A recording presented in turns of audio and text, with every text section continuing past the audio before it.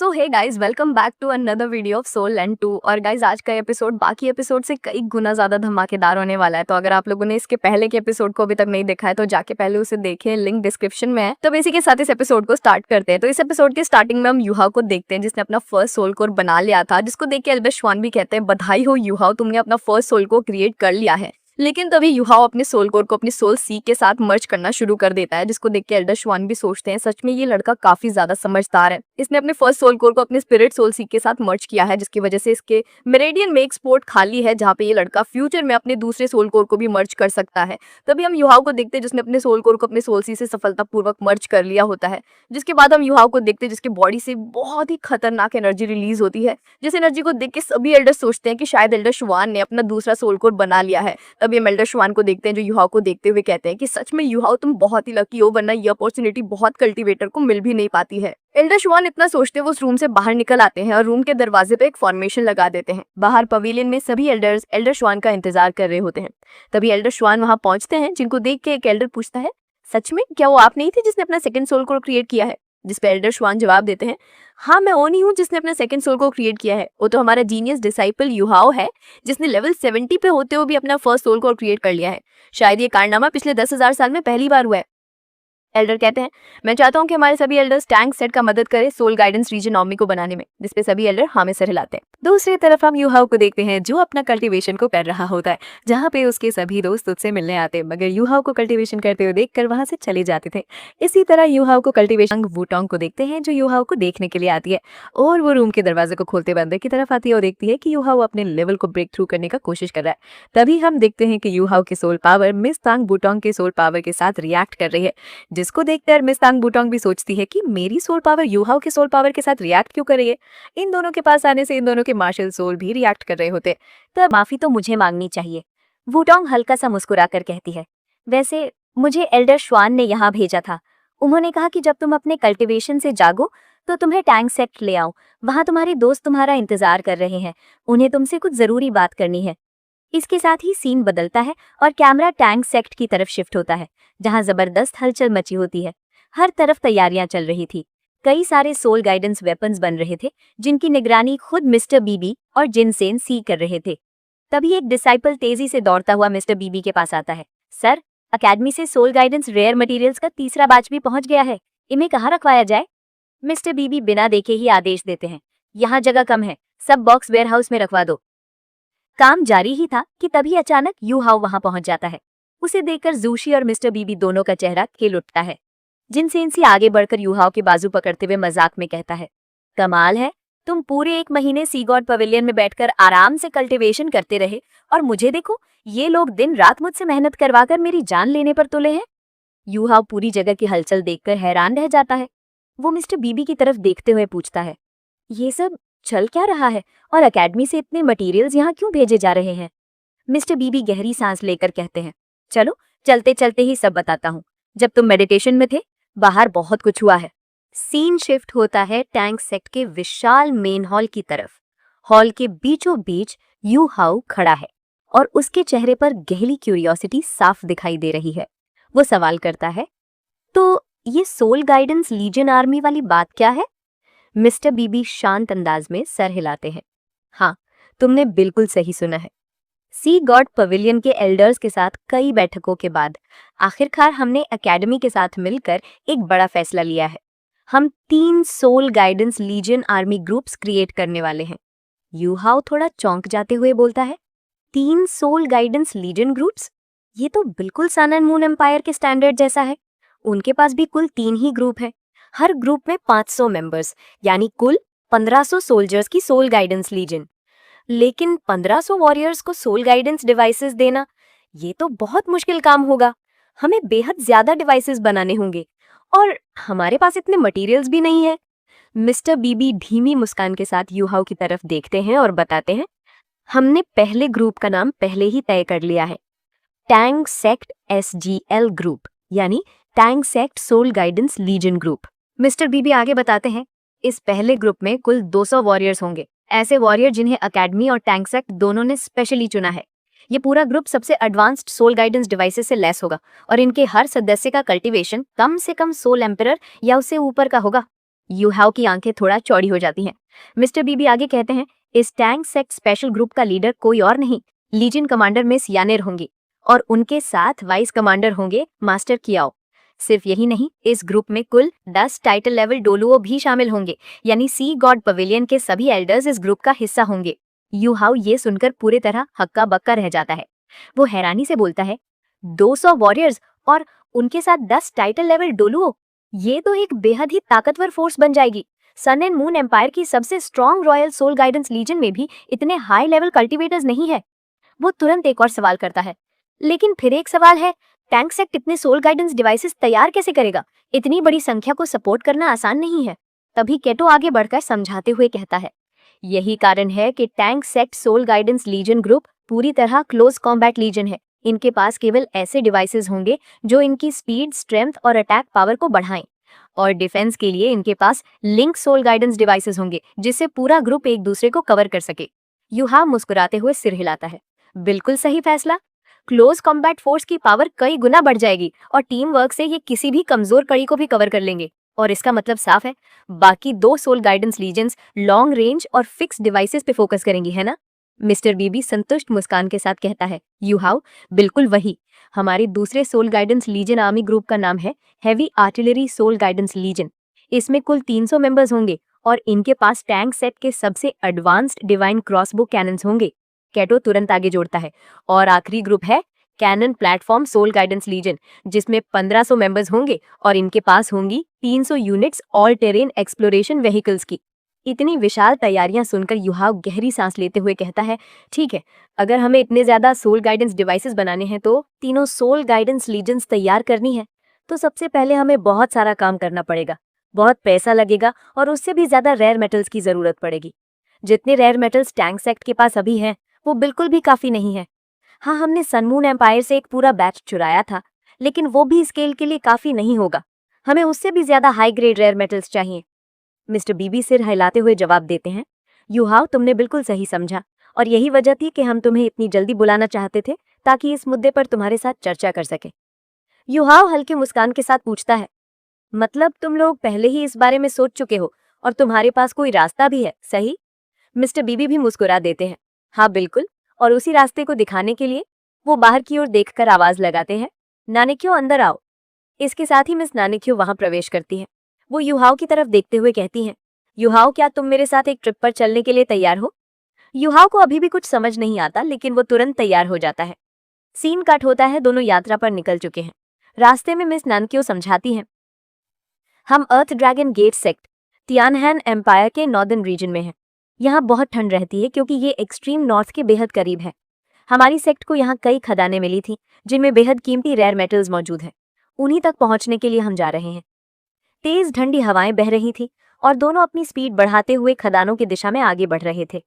इसी दौरान युहाव पूछता है, अगर अर्थ ड्रैगन गेट सेक्ट को इतने रेयर मेटल्स मिल गए थे तो फिर तुम लोगों ने उन्हें अपने लिए इस्तेमाल क्यों नहीं किया, और तुम हमें ये सब क्यों बता रही हो? नैन क्यू ने युहाव को समझाते हुए कहा, उन रेयर मेटल्स की खदानें एक ऐसी सीक्रेट ट्रेल के अंदर है जहां टेम्परेचर इतना कम है कि एक टाइटल डाउनलो भी ज्यादा गहराई तक नहीं जा सकता। मेरी माँ भी, जो एक टाइटल डाउनलो है, उन खदानों के अंदर बहुत अंदर तक नहीं उतर पाती। लेकिन तुम्हारे पास अल्टीमेट आइस के एट्रीब्यूट है, तुम चाहो तो बिना किसी परेशानी के वहां डिसेंड कर सकते हो। वो आगे बोली, और जैसा कि तुम जानते ही हो, अर्थ ड्रैगन सेक्ट ने अब टैंक सेक्ट को ज्वाइन कर लिया है। इसका मतलब हमारे रिसोर्सेज तुम्हारे रिसोर्सेज हैं। अगर हमने इन रेयर मेटल्स को अभी हासिल नहीं किया तो सन मून एम्पायर उन्हें अपने कब्जे में ले लेगा, क्योंकि हमारा ड्रैगन सिटी पहले अर्थ ड्रैगन सेक्ट का फाउंडेशन था, लेकिन अब उस पर सन मून एम्पायर ने कब्जा कर लिया है। हम ये बिल्कुल नहीं चाहते कि हमारे सेक्ट के रिसोर्सेज उनके हाथ लगे। युहाव और नैन क्यू बातचीत करते हुए ड्रैगन सिटी के बाहरी इलाके में पहुंच जाते हैं। नैन क्यू ने दूर खड़ी बर्फ से ढकी विशाल दीवारों को देखते हुए कहा, यही है ड्रैगन सिटी, हमारे अर्थ ड्रैगन सेक्ट की जड़ें। मेरी माँ इस समय श्रेक एकेडमी में क्लोज्ड डोर कल्टीवेशन के एक बेहद क्रिटिकल मोमेंट से गुजर रही हैं, इसलिए वो तुम्हें यहाँ ले जाने में खुद नहीं आ पाई। यही वजह है कि ये मिशन मुझे सौंपा गया है। दोनों आगे बढ़ ही रहे थे कि अचानक उन्हें बर्फीले तूफान के बीच एक बड़ा सा आर्मी कैंप दिखता है। सन मून एम्पायर के सैनिक हर तरफ तैनात थे। नैन क्यू थोड़ी घबरा गई, यहाँ इतने सोल्जर्स, अब क्या करें? युहाव हल्की मुस्कान के साथ बोला, ड्रैगन सिटी में घुसने का रास्ता मुझे मिल गया है, बस मेरे पीछे आओ। युहाओ ने अपनी पावरफुल स्पिरिचुअल एनर्जी का इस्तेमाल करते हुए सोल्जर्स के सोल डिटेक्शन और सोल गाइडेंस सर्वेलेंस टूल्स को डीएक्टिवेट कर दिया। कुछ सैनिक हैरान रह गए, ये क्या हुआ, सिस्टम में ग्लिच आ गया क्या? दूसरा सैनिक बोला, रिलैक्स कर, ये नए मॉडल्स हैं, नए डिवाइसेस में शुरू में ग्लिचेस आ ही जाते हैं। इस बीच दो सोल्जर्स जब पेट्रोल करते हुए लौटे तो उन्होंने देखा कि उनके दो साथी गायब हैं, बस उनकी बंदूकें जमीन पर पड़ी थी। कहीं आराम करने भाग गए होंगे, इतनी सर्दी में कौन पेट्रोल करना चाहता है, उन्होंने हंसते हुए कहा। लेकिन सच्चाई ये थी कि युहाओ और नैन क्यूक्यू उन दोनों को बेहोश कर चुके थे और उनकी यूनिफॉर्म्स पहनकर अपना भेष बदल लिया था। नैन क्यूक्यू ने फुसफुसाकर कहा, इनकी यूनिफॉर्म्स तो काफी गर्म हैं। युहाओ ने तुरंत उसे चुप रहने का इशारा किया ताकि कोई शक न करे। दोनों सोल्जर्स के ग्रुप में घुल मिलकर आखिरकार सिटी गेट तक पहुंच गए। किसी को भी उनमें कोई शक नहीं हुआ और वे आसानी से ड्रैगन सिटी के अंदर प्रवेश कर गए। अंदर आते ही युहाओ ने चारों तरफ नजर दौड़ाई। उसे उम्मीद थी कि शहर में अत्याचार और दबाव का माहौल होगा, लेकिन ड्रैगन सिटी अंदर से शांत दिखाई दे रही थी। अजीब है, ऐसा लगता ही नहीं कि सनमून एम्पायर ने इसे जबरदस्ती कब्जे में लिया है, युहाओ ने कहा। नैन क्यूक्यू ने धीरे से जवाब दिया, जब हमला हुआ था हेवनली ड्रैगन गेट सेक्ट ने पूरी ताकत लगा दी थी, लेकिन उनकी रेजिस्टेंस के बावजूद सनमून एम्पायर उन्हें हरा दिया। हमारी हेवनली ड्रैगन गेट सेक्ट के sect master legendary heavenly dragon Douluo attack के दौरान मारे गए। अगर अर्थ ड्रैगन सेक्ट तब तक श्रेक एकेडमी में रिलोकेट ना हुआ होता तो हम ड्रैगन सिटी को बचाने में अपनी जान लगा देते, लेकिन दूरी के कारण हम समय पर नहीं पहुंच पाए। युहाओ ये सब सुन ही रहा था कि उसकी नजर हरे कपड़ों में कुछ गुंडों पर पड़ी जिनके शरीर पर स्नेक टैटूज बने हुए थे। वे शहर के लोगों को परेशान कर रहे थे। युहाओ को तुरंत अपने दोस्त बेबई और टैंक सेक्ट के साथ बिताए दिनों की याद आ गई। नैन क्यूक्यू बोली, बचे हुए वॉरियर्स कहाँ हैं, कोई नहीं जानता, बस उम्मीद कर सकते हैं कि वो बच गए हों। आखिरकार दोनों सिटी लॉर्ड्स मैंशन तक पहुंचते हैं। वहां उन्हें पता चलता है कि सनमून एम्पायर की ट्रेडिंग कंपनी के लोग अंदर मौजूद हैं। नैन क्यूक्यू ने बताया, सनमून एम्पायर ने जैसे ही शहर पर कब्जा किया, उनके व्यापारियों ने यहाँ आकर advanced soul guidance heating devices और ठंड से बचने वाले कपड़े बहुत कम दामों में बेचना शुरू कर दिया। इस तरह वो लोगों का भरोसा जीत रहे हैं। कई जगहों पर तो वो लोग heating soul guidance devices free में भी बांट रहे थे। और दोस्तों, वो मोटा बिजनेसमैन कोई अनजान शख्स नहीं था। इसे देखकर युहाओ को भी शक हुआ कि ये आदमी कहीं पहले देखा हुआ है। दूसरी तरफ युहाओ उसी मोटू बिजनेसमैन का पीछा कर रहा था और फिर मौका देखते ही उसने अपनी स्पिरिट आईज की इनविजिबिलिटी एबिलिटी एक्टिवेट कर ली। ये देखकर नानक्यू ने हैरानी से पूछा, युहाओ, अब मैं क्या करूं? युहाओ धीमे स्वर में बोला, मैं अंदर जा रहा हूं, तुम बाहर ही रुको। अगर कुछ गलत हुआ तो तुम मेरा बैकअप रहोगी। ये कहकर युहाओ धीरे से सिटी लॉर्ड मैंशन के अंदर घुस गया। अंदर वो मोटा बिजनेसमैन किसी और आदमी से बात कर रहा था। युहाओ अदृश्य रूप में चुपके से पास जाकर उनकी बातें सुनने लगा। वो आदमी बिजनेसमैन से कह रहा था, कंजूसी बिल्कुल मत करना। हीटिंग सोल गाइडेंस डिवाइसेस जितने भी हैं उन्हें सस्ते में बेच दो, जरूरत पड़े तो फ्री में बांट दो। ये हमारे मार्शल का आदेश है। मार्शल का कहना है कि अगर हमने ड्रैगन सिटी के लोगों को सोल गाइडेंस का आदी बना दिया तो ये लोग हमें कभी छोड़ नहीं पाएंगे। अगर हम उनके साथ अच्छे से पेश आए तो कुछ ही सालों में उनकी वफादारी हमारी मुट्ठी में होगी। फिर ड्रैगन सिटी कभी हमारे खिलाफ खड़ी नहीं हो सकेगी। उन दोनों की आंखों में चालाकी साफ झलक रही थी। इसी बीच युहाओ मन ही मन सोचने लगा, टेक्नोलॉजी की लत लगाकर पूरे शहर को नियंत्रण में लेना, ये वाकई खतरनाक लेकिन प्रभावी योजना है। लेकिन ये मिस्टीरियस मार्शल आखिर है कौन? इतना सोचते हुए युहाओ तुरंत बाहर लौट आया और नानक्यू को सारी बातें बता दी। युहाओ ने कहा, सनमून एम्पायर ये सब सिर्फ इसलिए कर रहा है ताकि ड्रैगन सिटी के लोगों की जिंदगी को बेहतर दिखाया जा सके। उन्हें फायदे देकर उनकी वफादारी खरीद रहे हैं। ये सुनकर नानक्यू हैरान रह गई। उसने तुरंत पूछा, युहाओ, तुम कहना क्या चाहते हो? क्या तुम सनमून एम्पायर का पक्ष ले रहे हो? तुम उनकी तारीफ कैसे कर सकते हो? युहाओ शांत आवाज में बोला, मैं उनकी चाल की बात कर रहा हूं। इतिहास में कई साम्राज्यों ने यही किया है। पहले वो किसी क्षेत्र पर हमला करते हैं, जो लोग प्रतिरोध करते हैं उन्हें खत्म कर देते हैं, फिर बगावत की हर आवाज दबा दी जाती है और फिर उसके बाद लोगों को फायदा देकर उनकी वफादारी खरीदी जाती है। जब सिविलियन उनके पक्ष में हो जाते हैं तो फिर कोई भी इतनी जल्दी बगावत नहीं करता और उस इलाके पर दुश्मन बहुत समय तक काबू रख सकता है। अगर ये सब ऐसे ही चलता रहा तो सनमून एम्पायर इस ड्रैगन सिटी को पूरी तरह अपनी कॉलोनी बना लेगा। युहाओ की बातें बिल्कुल सच साबित हो रही थी। सनमून एम्पायर धीरे धीरे इस शहर पर अपनी पकड़ मजबूत करता जा रहा था। ये सब देखकर नानक्यू ने युहाओ से पूछा, तुम्हें इस बारे में इतना सब कैसे पता है?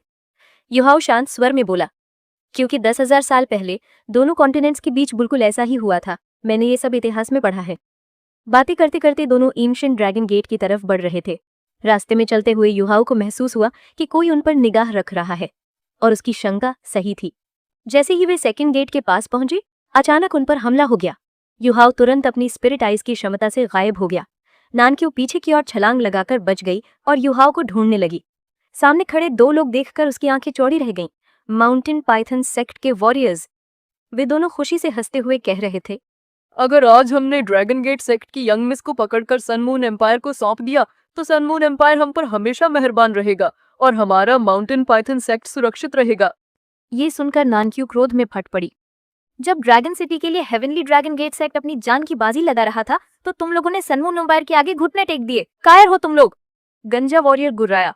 बस ज्यादा भाषण मत दे, एक बार तुम्हें पकड़ लिया तो तुम्हारी माँ खुद तुम्हारे सेक्ट को हमारे हवाले कर देगी। ये कहकर दोनों वॉरियर्स ने नानक्यू पर हमला कर दिया। नानक्यू कोशिश कर रही थी, लेकिन वो दोनों के सामने स्पष्ट रूप से कमजोर पड़ रही थी, और उसके मन में एक ही सवाल था, युहाओ कहाँ है? उसे मेरी मदद करनी चाहिए। लेकिन दूसरी तरफ युहाओ ऊपर एक पेड़ पर शांत बैठा हुआ था। वो चाहता था कि नानक्यू अपनी असली क्षमता खुद खोले। नानक्यू लगातार चोटें खा रही थी। तभी अचानक युहाओ ने अपनी स्पिरिट आइज एक्टिवेट की और सोल डिटेक्शन टेक्निक नानक्यू के साथ साझा कर दी। उसकी आवाज नानक्यू के मन में गूंजी, घबराना बंद करो, अपने आप पर भरोसा रखो, मेरी हर इंस्ट्रक्शन को फॉलो करो। नानक्यू गहरी सांस लेकर शांत हुई और युहाओ के बताए हर मूव को मानना शुरू कर दिया। युहाओ उसे दिशा दे रहा था, दाएं हटो, अब बाएं से आ रहा है, अभी फिस्ट अटैक, अब तलवार का इस्तेमाल करो। और फिर कमाल हो गया। नानक्यू अकेले ही उन दोनों वॉरियर्स पर भारी पड़ने लगी, क्योंकि युहाओ ने उनकी सारी कमजोरियां देख ली थीं। कुछ ही सेकेंड्स में नानक्यू ने बिजली की तेजी से अपनी तलवार घुमाई और पहले पाइथन बीस्ट को बीट में से काट गिराया। दूसरा वॉरियर डर के मारे भागने लगा, लेकिन नानक्यू ने उसे भी बख्शा नहीं। एक तेज किक के साथ तलवार को उछाला और उसकी भी वहीं गर्दन उड़ा दी। दोनों गद्दार वहीं ढेर हो गए। नानक्यू गुस्से से बोली, तुम दोनों को यही अंजाम मिलना चाहिए था। इसके बाद उसने चिल्लाकर कहा, युहाओ तुम कहाँ हो? ऐसे खतरनाक लोगों के बीच मुझे अकेले लड़ने के लिए छोड़ दिया? क्या यही करते हैं जेंटलमैन? तभी पीछे से युहाओ की आवाज आई, अगर शिकायतें खत्म हो गई हों तो चले, हमें अंदर जाना है। नानक्यू पीछे मुड़ी। युहाओ मुस्कुराते हुए खड़ा था। दोनों आगे बढ़े और ड्रैगन गेट के तीसरे गेट से होकर अंदर आए, जहां उनके सामने एक विशाल पुराना मैंशन खड़ा था। और इसी के साथ ही एपिसोड खत्म होती है। अगर आप लोगों को मेरी वीडियो पसंद आई होगी तो वीडियो को लाइक करके चैनल को सब्सक्राइब जरूर करें और बेल नोटिफिकेशन को ऑन कर दें। Thank you.